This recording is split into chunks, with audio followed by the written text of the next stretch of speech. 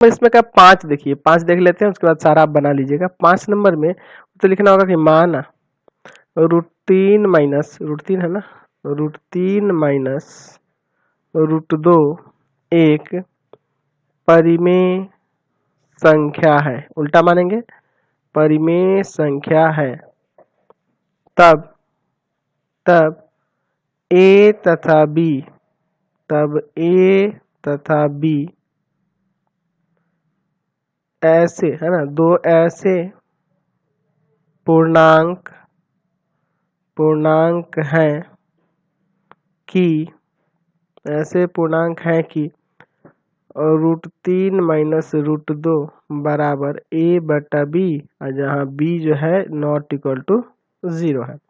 अब यहाँ लिखेंगे दोनों तरफ वर्ग करने पर, ठीक है, वर्ग करने पर, तो वर्ग करिएगा तो ये हो जाएगा √3 माइनस √2 का स्क्वायर, और इधर हो जाएगा a स्क्वायर बटा b स्क्वायर। यहाँ फॉर्मूला लग जाएगा a square plus b square minus 2 into a into b, समझ रहे हैं ना। इधर है a स्क्वायर बटा b स्क्वायर, तो ये 3 हो जाएगा, ये 2 हो जाएगा, ये हो जाएगा 2√6 बराबर a स्क्वायर बटा b स्क्वायर। चलिए अगले स्टेप में क्या करते हैं, तो इसको उधर ले जाते हैं, इसको इधर लाते हैं, तो 5 plus a square, sorry minus हो जाएगा, 5 माइनस ये आएगा तो माइनस का होगा ना, a स्क्वायर बटा b स्क्वायर बराबर में 2√6, यहाँ लिख सकते हैं ना इस तरह से।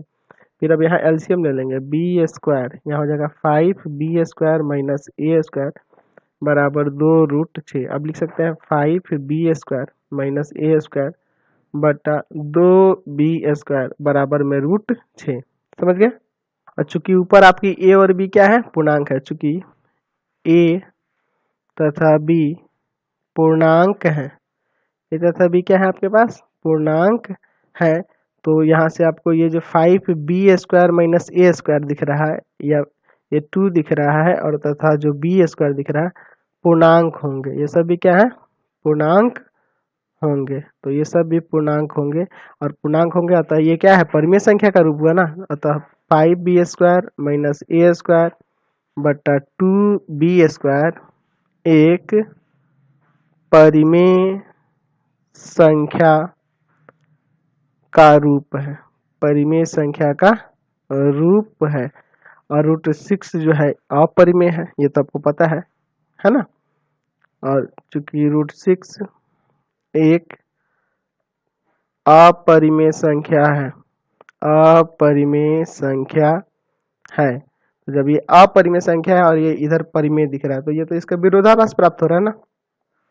अतः हमारी मान्यता की क्या था आपका, तो √3 माइनस √2 एक परिमेय संख्या है, गलत है। ये हमारी मान्यता क्या हो गई, गलत है। तो जब ये मान्यता गलत है, इसलिए √3 माइनस √2 एक अपरिमेय संख्या है। ये क्या है, एक अपरिमेय संख्या है, समझ गए।